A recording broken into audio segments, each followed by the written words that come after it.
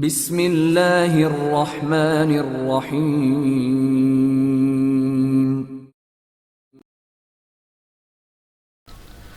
جنگ دلربا۔ ایک ہی مشن پر دو مخالف سمتوں سے کام کرنے والے جاسوسوں کی تہلکہ خیز داستان۔ مصنف ایچ اقبال۔ انور میجر کو اپنے مطالبات بتا کر بستر تک لوٹ آیا تھا۔ ان لوگوں کا جواب ملنے میں کچھ وقت تو لگے گا ہی، اتنی دیر کے لیے میں تمہارے ہاتھ تو کھول دوں؟ انور نے اس کے ہاتھوں پر بندھی ڈوری کھولتے ہوئے کہا، پھر بولا، انہیں میرے مطالبہ تو ماننا ہی پڑے گا۔ پرائم منسٹر والی بات بھی فوری طور پر تو وہ مان لیں گے، اس دوران میں منصوبہ بندی کرتے رہیں گے مجھ پر ہاتھ ڈالنے کی۔ انور نے کہا، بہت غیر یقینی حالات ہیں انور۔ زنوبیہ بہت پریشان نظر آ رہی تھی۔ وہ تو مجھے بھی اندازہ ہے، مگر ان حالات سے گزرنا تو ہوگا، انور نے کہا۔ اب ان کی کال کا انتظار کرنا ہے، نمبر تو دے دیا ہے انہیں، انور نے کہا۔ 20 منٹ بعد کال آ گئی۔ میجر بول رہا ہوں، آواز آئی، تمہارا مطالبہ مان لیا گیا ہے۔ ایئرپورٹ پر جیٹ طیارے تمہارے لیے تیار ہیں، اور اس کا پائلٹ بھی۔ جیٹ میں میزائل وغیرہ سب کچھ ہے، میجر نے کہا۔ ایئرپورٹ کتنی دور ہے؟ انور نے پوچھا۔ تمہارے لیے کار بھی تیار ہے جو تمہیں ایئرپورٹ لے کر جائے گی، میجر نے کہا۔ انور نے موبائل کا اسپیکر آن کر دیا تھا تاکہ زنوبیہ بھی وہ گفتگو سن سکے، اور زنوبیہ نے قلم کاغذ بھی سنبھال لیا تھا تاکہ اگر انور کو کسی قسم کا مشورہ دینے کی ضرورت پیش آئے تو وہ لکھ کر مشورہ دے سکے۔ اگر وہ بولتی تو اس کی آواز دوسری طرف سن لی جاتی۔ کہا تو یقیناً تیار کرائی ہوگی تم لوگوں نے۔ میں یہ پوچھا ہوں کہ ایئرپورٹ کتنی دور ہے؟ انور نے پوچھا۔ 1 گھنٹے کا راستہ ہے، میجر نے کہا۔ یعنی شہری ایئرپورٹ؟ انور بولا۔ ہاں، آواز آئی۔ اس اثناء میں زنوبیہ نے جلدی سے یہ جملہ لکھ لیا تھا، یہاں سے 4 فرلانگ دور ایک ایئرپورٹ موجود ہے۔ انور نے وہ تحریر پڑھ کر کہا، طیارہ مجھے قریبی ایئرپورٹ پر چاہیے، 1 گھنٹے کا سفر میں نہیں کروں گا۔ زنوبیہ نے مزید لکھا تھا، فوج کا چھوٹا سا ایئرپورٹ ہے، یہی ایئرپورٹ قریب ہے۔ جواب آیا، جھوٹ بول رہے ہو، انور نے زنوبیہ کی تحریر پڑھ کر غصہ کرنے کے انداز میں کہا۔ یہاں آنے سے پہلے مجھے اس علاقے کی ہر بات سے آگاہ کر دیا گیا تھا۔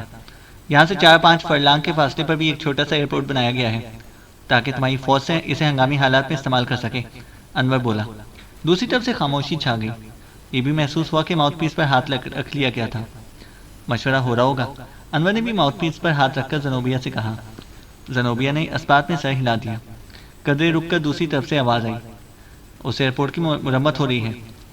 جھوٹ بول رہے ہو، تم مجھ سے طویل فاصلہ طے کروانا چاہتے ہو، کوئی منصوبہ بنایا ہوگا مجھ پر ہاتھ ڈالنے کے لیے۔ نہیں میجر، بیوقوف مت سمجھو مجھے۔ اگر اس ایئرپورٹ کی مرمت بھی ہو رہی ہے تو اسے آدھے گھنٹے کے اندر اندر مکمل کرواؤ، اور اس طیارے کو یہاں پر لاؤ جو تم نے 1 گھنٹے کے فاصلے پر تیار کروایا ہے میرے لیے، صرف آدھا گھنٹہ۔ میں اب تمہاری آواز سنوں گا تو صرف یہ کہ طیارہ آ گیا ہے۔ انور نے دوسری طرف کی کوئی بات سنے بغیر رابطہ منقطع کر دیا اور زنوبیہ کی طرف دیکھ کر بولا، فی الحال تو ان کا باپ بھی میری بات مانے گا۔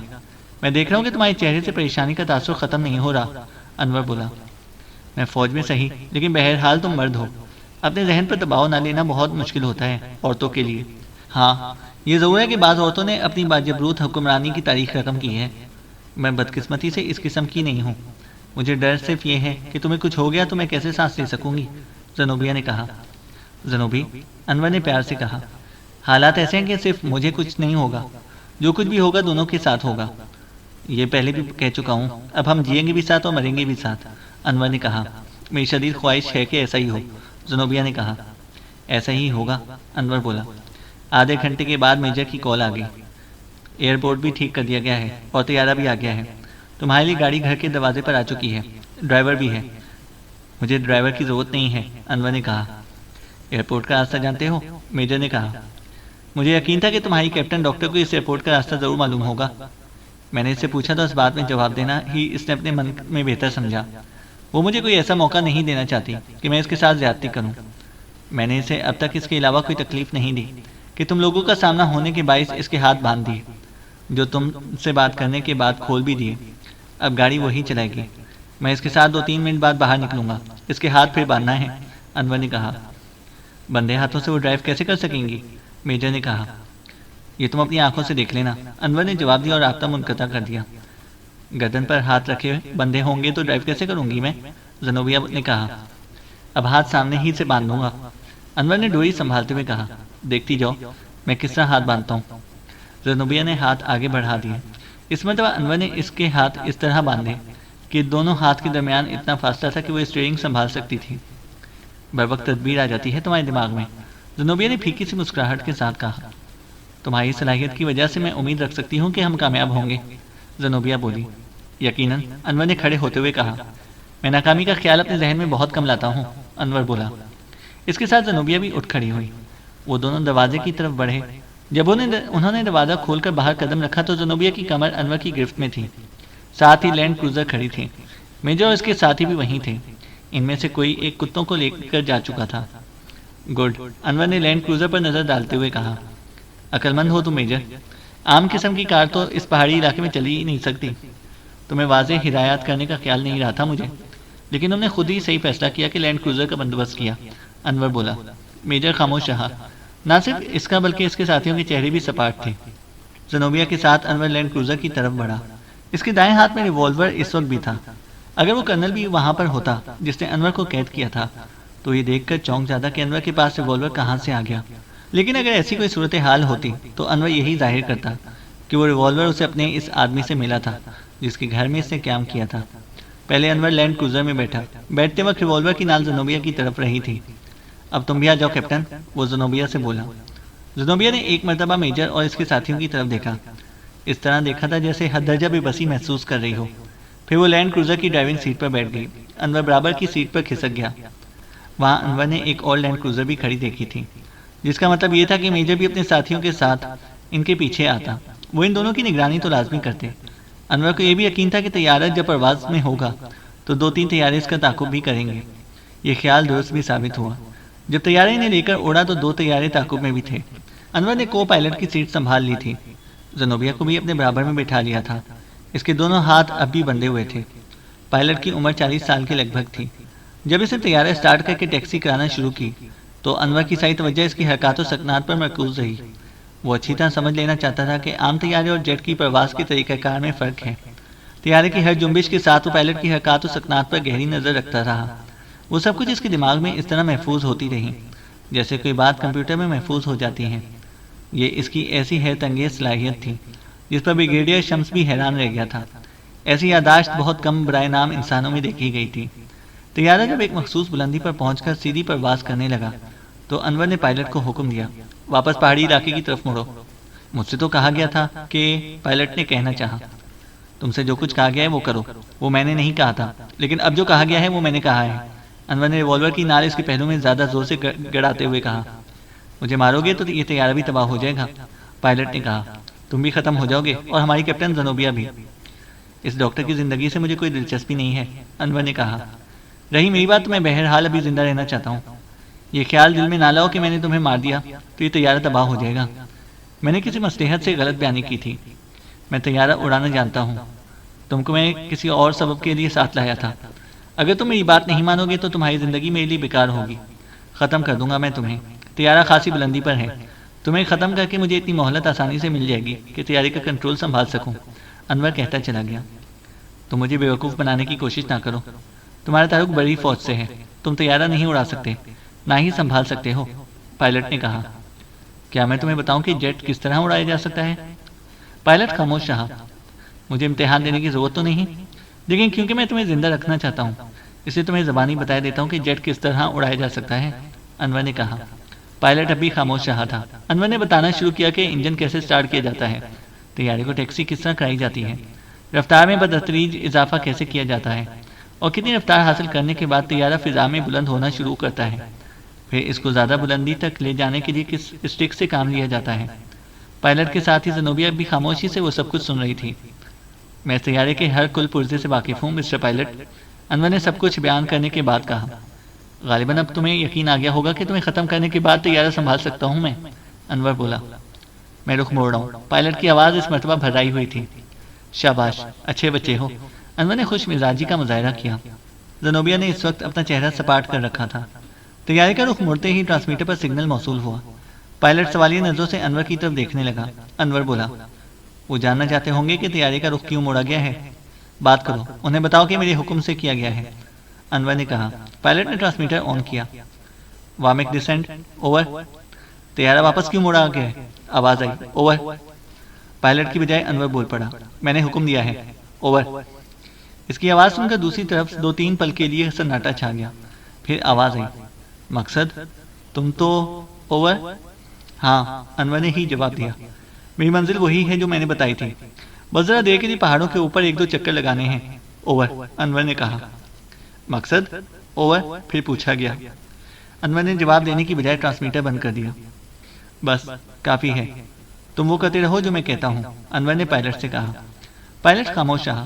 جلد ہی طیارہ پہاڑوں کے اوپر اڑ رہا تھا. وہ پہاڑ دیکھ رہے ہو؟ انور نے ایک طرف اشارہ کیا.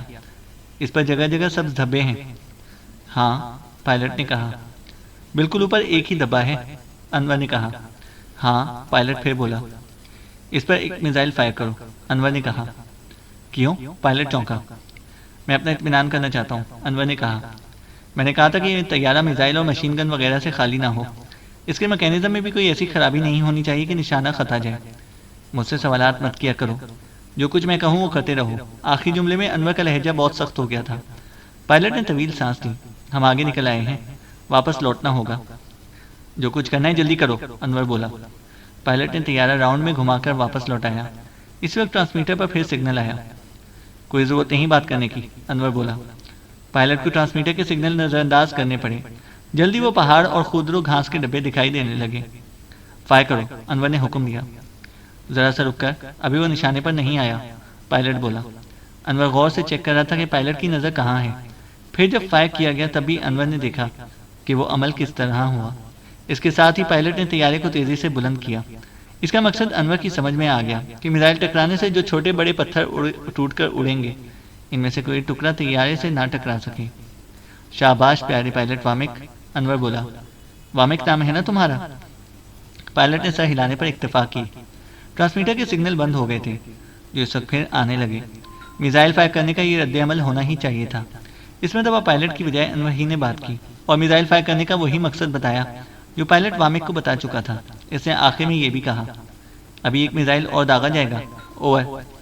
آخر دوسری طرف سے نہ جانے کیا کہنا چاہا گیا. انور نے سننے کی ضرورت نہیں سمجھی اور ٹرانسمیٹر بند کر دیا. وہ اس وقت ماسٹر آف سچویشن بنا ہوا تھا. جلدی سے ایک اور جگہ میزائل فائر کروایا اور دیکھا کہ وامک کی حرکات و سکنات وہی تھیں جو پہلا میزائل فائر کرنے پر تھیں. اس مرتبہ ٹرانسمیٹر پر سگنل نہیں آیا. انور پہلے بتا چکا تھا کہ ابھی وہ ایک اور میزائل فائر کرائے گا. پہاڑوں کے اوپر ہی چکر لگاتے رہو, انور نے وامک سے کہا. وامک اب خاموشی سے اس کے احکامات کی تعمیل کر رہا تھا. ایک جگہ انور نے اشارے سے کہا, ٹھیک ہے, اسی جگہ مشین گن سے فائر کرو. زیادہ گولیاں چلانے کی ضرورت نہیں, بس ہلکا سا برسٹ, انور بولا. وامک نے اس کے حکم کی بھی تعمیل کی. انور نے اس کے علاوہ بھی ایک جگہ فائرنگ کروائی اور سمجھ لیا کہ مشین گن کا استعمال کس طرح کیا جاتا ہے. بس اب اپنی منزل کی طرف چلو, انور نے کہا. طیارہ انتہائی بلندی تک لے جاؤ. وامک نے یہ بھی کیا. پرواز جاری رہی. زنوبی انور کی ہدایات کے مطابق سب کچھ خاموشی سے دیکھتی رہی اور سنتی رہی. جب آدھے گھنٹے کا سفر باقی رہ گیا تو انور نے وامک سے کہا, اب تم خود ٹرانسمیٹر پر اپنے لوگوں سے رابطہ کرو, مجھے کچھ بات کرنی ہے. وامک نے اس کی بات بھی کروا دی. انور بولا, میں نے کہا تھا کہ مجھے تمہارے پرائم منسٹر سے ملنا ہے. امید ہے کہ اسے بتا دیا گیا ہوگا. اوور. وہ نہیں مل سکیں گے, تم وہاں وزیر داخلہ سے بات کر سکتے ہو. اوور, کہا گیا. صرف پرائم منسٹر, انور نے غصے کا اظہار کیا. کیا تمہیں کیپٹن زنوبیا کی زندگی عزیز نہیں؟ اوور, انور بولا. مجبوری ہے. پرائم منسٹر اپنے طے شدہ شیڈول کے مطابق جنوبی سرحد پر اگلے مورچوں کا معائنہ کرنے کے لیے روانہ ہو چکے ہیں. اوور, جواب آیا. چال چلی جا رہی ہے. کیا تم لوگ یہ سمجھ رہے ہو کہ میں تمہارے پرائم منسٹر کو گولی مار دوں گا؟ اوور, انور گھرایا. تمہیں بتا دیا گیا ہے کہ پرائم منسٹر کا یہ دورہ شیڈول کے مطابق تھا. اوور, آواز آئی. چلو یوں بھی صحیح, میں وہاں مل لوں گا پرائم منسٹر سے. طیارے کا رخ اب اس طرف موڑنا ہوگا. پرائم منسٹر کی لینڈنگ کا ہوائی اڈہ, انور نے سوالیہ انداز میں کہنے کے بعد اوور کہا. وہاں 3 ہوائی اڈے ہیں. سیکیورٹی کے پیش نظر یہ بات راز رکھی گئی ہے کہ وہ کس ہوائی اڈے پر اتریں گے. ہمیں بھی اس کا علم نہیں ہے. اوور, آواز آئی. ٹھیک ہے, انور نے کہا. طیارہ انہی میں سے کسی ہوائی اڈے پر اتار لیا جائے. پرائم منسٹر کو اطلاع کر دی جائے کہ میں وہاں پہنچ رہا ہوں. اوور, انور بولا. ٹھیک ہے, اطلاع کر دی جائے گی. اوور, آواز آئی. انور نے ٹرانسمیٹر بند کیا اور بولا, اس طرف چلو وامک. مجھے ان میں سے کسی ہوائی اڈے کا علم نہیں ہے, وامک نے کہا. ہو سکتا ہے تم جھوٹ بول رہے ہو, اور یہ بھی ممکن ہے کہ سچ بول رہے ہو. جنوبی سرحد کی طرف چلو. نیچی پرواز کریں گے تو کوئی ہوائی اڈہ نظر آ ہی جائے گا, انور نے کہا. وامک نے طیارے کا رخ موڑا. انور مطمئن تھا کہ سب کچھ اس کی توقع کے مطابق ہو رہا ہے۔ اس نے روانگی سے چند ہی منٹ پہلے خبریں سن لی تھیں جن میں پرائم منسٹر کے اس دورے کے بارے میں بتایا گیا تھا۔ ٹرانسمیٹر پر جھوٹ بولا گیا تھا کہ سیکیورٹی کے پیش نظر پرائم منسٹر کے دورے کو خفیہ رکھا گیا ہے۔ انور کو پہلے ہی معلوم تھا کہ پرائم منسٹر سے ملاقات نہ ہونے کی کیا وجہ بتائی جائے گی۔ خبر سنتے ہی اس کے دماغ میں یہ بات آ گئی تھی کہ قدرت اس پر موقع پر بھی اس کی مددگار ہے۔ 1 گھنٹے بعد وامک نے بتایا کہ اب طیارہ جنوبی سرحد کے اگلے مورچوں کے اوپر چکر لگا رہا ہے۔ ہوائی اڈہ تلاش کرنے کے لیے نیچے پرواز کرنی ہوگی۔ انور نے کہا، اس کا اندیشہ تو نہیں ہے کہ نیچے سے کوئی طیارے پر فائر کھول دے گا؟ اس پر تمہارے ملک کا نشان موجود ہے۔ اس کے علاوہ تمام فوجی ادارے اس صورتحال سے باخبر ہو چکے ہوں گے۔ یہ بھی ممکن ہے کہ میڈیا کو بھی خبر مل چکی ہو۔ اس وقت تمہارے سارے ملک میں اس بات سے ہیجان پھیلا ہوا ہوگا کہ فضا میں اس وقت کیا کھیل ہو رہا ہے۔ انور نے کہا۔ وامک خاموش رہا۔ وہ طیارے کی بلندی کم کرتا جا رہا تھا۔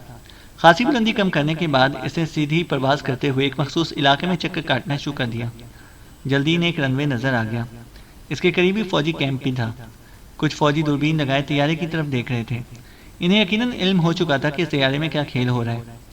کیا لینڈ کروں؟ وامک نے انور سے پوچھا۔ نہیں، رن وے پر ایک بھی طیارہ کھڑا نظر نہیں آیا۔ کم از کم پرائم منسٹر کا طیارہ تو نظر آتا اگر وہ یہاں اترا ہوتا۔ ہمیں دوسرے ہوائی اڈے تلاش کرنے ہوں گے، انور نے کہا۔ وامک نے طیارہ ایک جانب بڑھا دیا۔ جلدی انہوں نے دوسرا ہوائی اڈہ بھی دیکھ لیا۔ وہاں بھی کچھ فوجی دوربینیں لگائے دکھائی دیے۔ خبر یقیناً آگ کی طرح ہر طرف پھیل چکی تھی۔ چھوٹے موٹے 3 طیارے کھڑے ہیں یہاں، پرائم منسٹر کا طیارہ نہیں ہے۔ میں نے اس کے بارے میں بہت کچھ پڑھا ہے، اس کی تصویریں بھی دیکھی ہیں۔ بہت شاندار طیارہ ہے وہ۔ تیسرا ہوائی اڈہ تلاش کرو، تمہارے پرائم منسٹر وہیں اترے ہوں گے، انور نے کہا۔ جلدی تیسرا ہوائی اڈہ بھی دکھائی دیا۔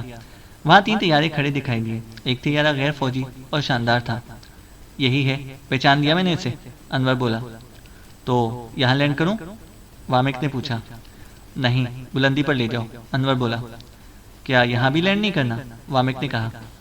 یہیں لینڈ کرنا ہے، لیکن پہلے میں بلندی تک جانا چاہتا ہوں۔ یہ مت پوچھنا کہ کیوں جانا چاہتا ہوں، انور بولا۔ وامک خاموشی سے طیارے کو بلندی تک لے جانے لگا۔ بلندی پر جب عمودی پرواز ہو تو طیارے کو آٹو پر کر دینا، انور نے مزید کہا۔ اب فیصلہ کن وقت قریب تھا۔ انور کے اعصاب میں کچھ تناؤ آ گیا۔ طیارہ جب بلندی کی طرف جا رہا تھا تو ٹرانسمیٹر پر سگنل آیا۔ انور نے خود ہی بات کی۔ اب کیا پوچھنا ہے؟ اوور، اس نے نہایت خشک لہجے میں کہا۔ تم نے تینوں ہوائی اڈے دیکھ لیے، وہ بھی جہاں پرائم منسٹر کا طیارہ کھڑا ہے۔ اب تم لینڈ کیوں نہیں کر رہے؟ اوور، آواز آئی۔ کوئی وجہ ہے جو ابھی نہیں بتائی جا سکتی۔ میں 15 منٹ بعد لینڈ کروں گا، اوور، انور نے کہا۔ پھر سے مزید کچھ سنے بغیر رابطہ منقطع کر دیا۔ 2 طیارے برابر ان کے پیچھے لگے ہوئے تھے۔ اب وامک نے بلندی تک آنے کے بعد پوچھا۔ کچھ دور سیدھے چلو، پھر واپس لوٹنا، انور بولا۔ اس طرف زیادہ آگے نہیں جایا جا سکتا، ہم تمہارے ملک کی سرحد میں داخل ہو جائیں گے، وامک نے کہا۔ اوہ، تو دائیں جانب موڑ لو، انور بولا۔ طیارہ ایک چھوٹا سا چکر لگاتا ہوا دائیں جانب بڑھا۔ شروع سے تقریباً بے حس و حرکت بیٹھی ہوئی زنوبیہ نے اس طرح پہلو بدلا جیسے کچھ بے چین ہو گئی ہو۔ اس کے علم میں تھا کہ اب کیا ہونے والا ہے۔ انور اسے اپنا سارا منصوبہ بتا چکا تھا۔ اس منصوبے پر عمل اس طرح ہوا کہ انور نے اپنے ریوالور کا دستہ پوری طاقت سے وامک کے سر پر مارا۔ یہ تربیت اس نے فوج میں ہی حاصل کی تھی کہ کسی کی کنپٹی پر کس زاویے سے کوئی بھاری چیز ماری جائے تو وہ بے ہوش ہو جاتا ہے۔ وامک ایک طرف ڈھلک گیا۔ اس کے ڈھلکتے ہی طیارہ تیزی سے نیچے جانے لگا۔ وامک نے انور کی ہدایت کے مطابق طیارے کو آٹو پر نہیں کیا تھا، ورنہ یہ صورت نہ بنتی۔ انور نے تیزی سے وامک کو اپنی طرف گھسیٹتے ہوئے کہا، ہاتھ کھولو زنوبی۔ زنوبیہ اس کی بات سننے سے پہلے ہی دانتوں سے ڈوری کی گرہ کھول چکی تھی۔ انور نے 1.5 گرہ اسی لیے لگائی تھی کہ وقت آنے پر زنوبیہ خود اپنے ہاتھ آزاد کرا لے۔ انور نے پائلٹ کی سیٹ سنبھال لی اور تھروٹل کے ذریعے نیچے جاتے ہوئے طیارے کو پھر بلندی کی طرف لے جانے لگا۔ وامک کا بے حس و حرکت جسم زنوبیہ پر لد سا گیا تھا۔ زنوبیہ بمشکل اسے سیٹ کے پچھلے حصے میں دھکیل سکی۔ شاندار، زنوبیہ نے انور کی طرف دیکھتے ہوئے کہا۔ تم نے مشاہدہ کر کے یہ سب کچھ سیکھ لیا ہے؟ کم از کم اتنا تو سمجھ ہی لیا ہے کہ اس خطرناک صورتحال سے نکلا جا سکے، انور نے جواب دیتے ہوئے طیارے کو بائیں جانب گھمایا۔ اسے اب طیارے کو سرحد پار اپنے ملک کی حدود میں لے کر جانا تھا۔ خود اسے بھی کچھ اندازہ تھا کہ سرحد کس طرف ہوگی، لیکن وامک بھی یہ بات اس وقت بتا بیٹھا تھا جب بلندی پر آنے کے بعد انور نے اس سے سیدھا چلنے کے لیے کہا تھا۔ اس طرف جانے سے بچنے کے لیے وامک نے طیارہ دائیں جانب گھمایا تھا، اس لیے اب انور کے لیے ضروری تھا کہ اسے بائیں جانب موڑے، اس لیے اس نے ایسا ہی کیا بھی تھا۔ جب طیارے نے نیچے جانا شروع کیا تھا اسی وقت ٹرانسمیٹر پر سگنل آنے لگے تھے۔ وہ لوگ جاننا چاہتے تھے کہ ایسا کیوں ہوا، لیکن انور نے سگنلز کی طرف توجہ ہی نہیں دی۔ اب اسے ان لوگوں سے بات کرنے کی کوئی ضرورت نہیں تھی۔ اس کا منصوبہ یہی تھا کہ طیارہ حاصل کرنے کے بعد تیزی سے اپنے ملک کی طرف روانہ ہو جائے گا۔ پرائم منسٹر سے ملاقات کی بات اس نے ان لوگوں کو دھوکہ دینے کے لیے کی تھی۔ وہ طیارے کو اس ملک کے دارالحکومت کی طرف لے جا سکتا تھا، لیکن اسے توقع تھی کہ ایئرپورٹ پہنچنے کے بعد اسے بتایا جاتا کہ پرائم منسٹر جنوبی سرحد کی طرف جا چکا ہے۔ اگر اسے وہاں پہنچنے کے بعد یہ بات بتائی جاتی تو اسے جنوبی سرحد تک پہنچنے میں 1 گھنٹے سے زیادہ لگ سکتا تھا، لیکن اسے یہ بات پہلے ہی بتا دی گئی تھی۔ انور نے خبروں میں یہ بات سن بھی دی تھی اور اسے اطمینان ہو گیا تھا کہ وہاں سے اپنے ملک کی سرحد تک پہنچنے میں اسے صرف چند منٹ لگتے، مگر یہ چند منٹ گزارنا بھی اس کے لیے آسان ثابت نہیں ہوا۔ اس وقت دونوں ہی ملکوں میں نہ صرف سرکاری سطح پر بلکہ عوامی سطح پر بھی ہلچل مچی ہوئی تھی۔ کسی ایک ٹی وی چینل کو کسی طرح یہ خبر مل گئی تھی کہ پڑوسی ملک کے جس جاسوس کو پکڑا گیا تھا اس نے کیپٹن زنوبیا کو یرغمال بنا کر طیارہ حاصل کر لیا ہے۔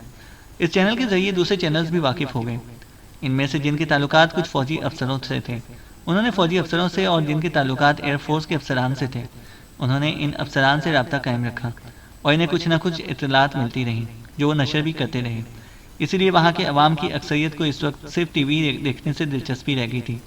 اس ملک کے چینلز کی وجہ سے انور کے ملک کے ٹی وی چینلز بھی باخبر ہو گئے اور وہی خبریں نشر کرنے لگے جو جنوبیہ کے ملک کے چینل سے نشر کی جا رہی تھی، اور جلد ہی یہ خبر بی بی سی سے اس وقت نشر ہو گئی جب ان لوگوں کی دانست میں جاسوس طیارے کو جنوبی سرحد کی طرف لے جا رہا تھا جہاں وہ اس ملک کے پرائم منسٹر سے کوئی بات کرنا چاہ رہا تھا۔ یہ بات ممکن ہی نہیں تھی کہ اتنی ہلچل مچ جانے کے باوجود بریگیڈیئر شمس اس صورتحال سے بے خبر ہوتا۔ اس نے فوراً اپنے کمانڈر ان چیف سے رابطہ کر کے بتایا کہ وہ اس کے بریگیڈ کا کیپٹن انور گلزاد ہی ہوگا جو طیارے کو اپنے ہی ملک میں لانا چاہتا ہوگا۔ پرائم منسٹر سے ملنے کی بات صرف دھوکہ دینے کے لیے کی گئی ہوگی۔ بریگیڈیئر شمس کو بہت وضاحت سے سب کچھ بتانا پڑا۔ پرائم منسٹر سے ملاقات، کمانڈر ان چیف نے سوچا، آخر اس میں کیا مصلحت ہوگی؟ دراصل وہ کیا سوچ رہا ہوگا؟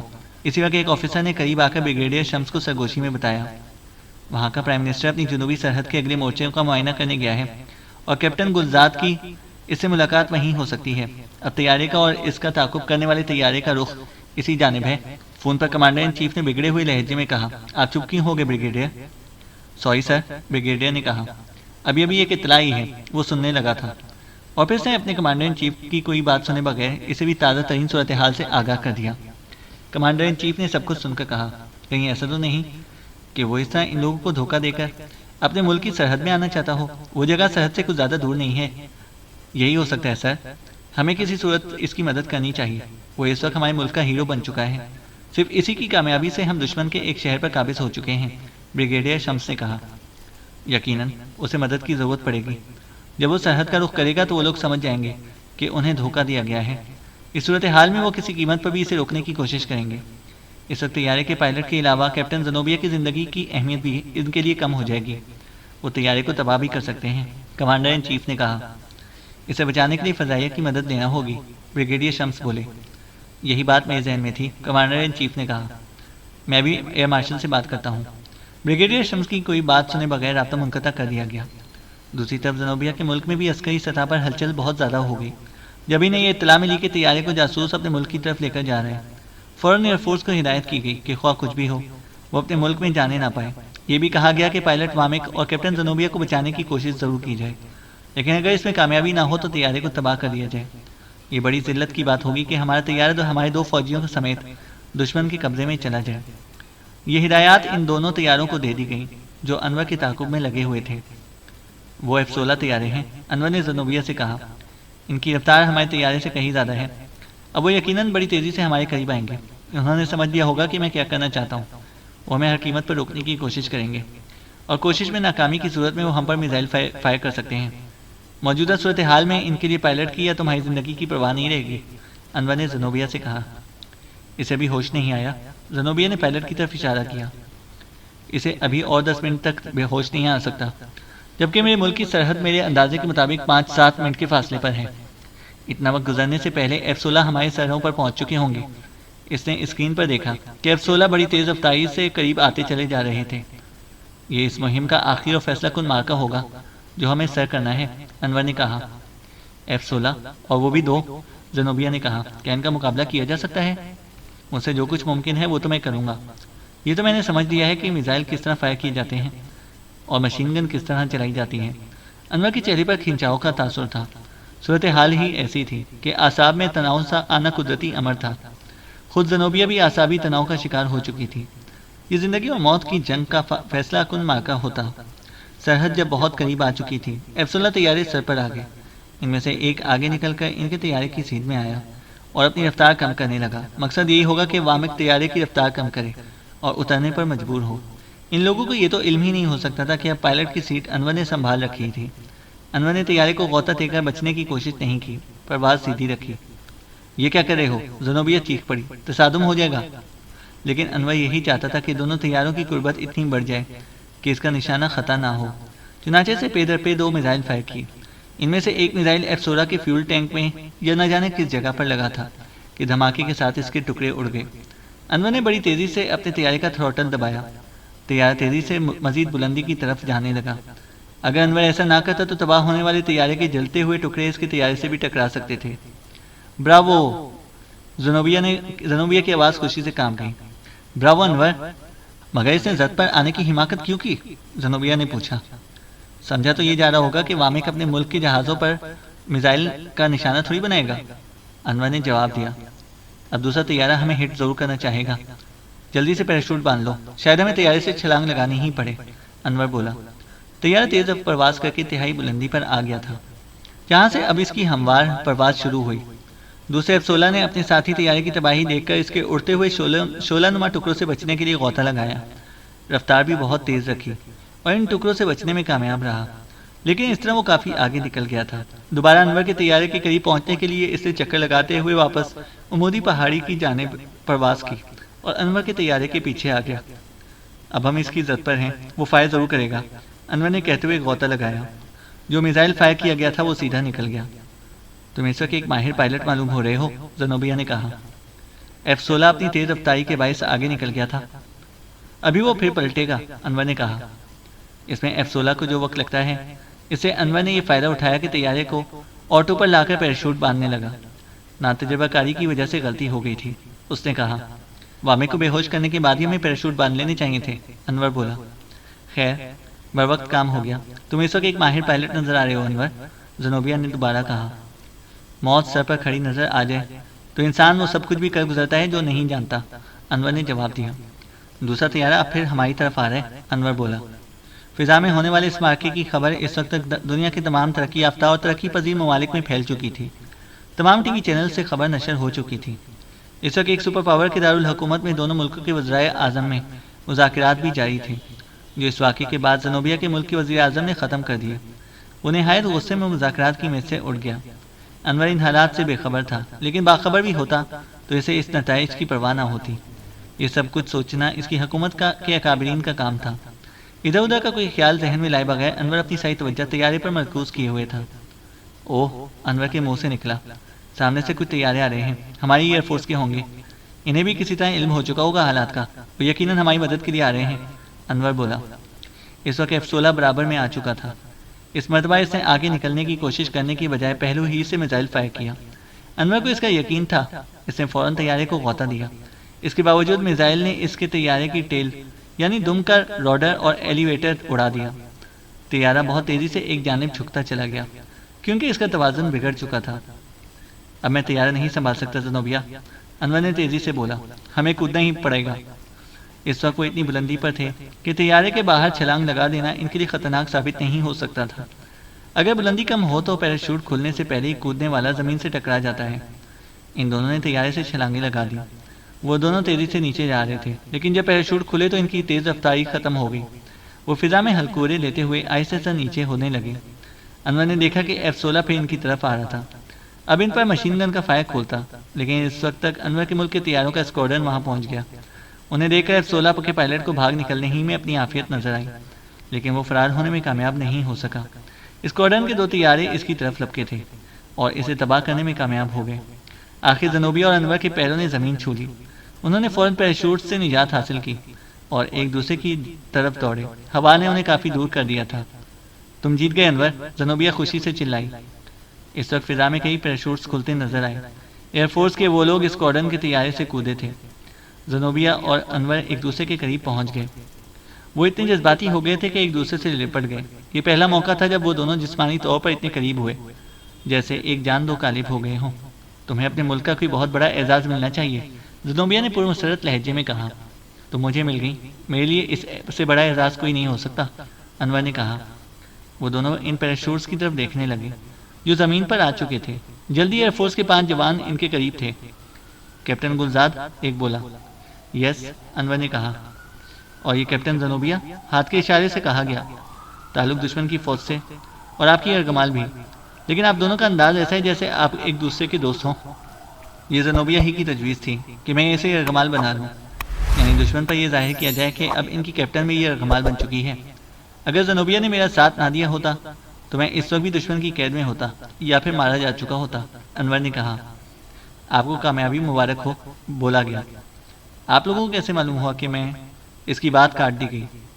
جب سے آپ ان کے طیارے میں سوار ہوئے ہیں، بین الاقوامی سطح پر ہلچل مچی ہوئی ہے، ہر جگہ سے خبریں نشر کی جا رہی ہیں۔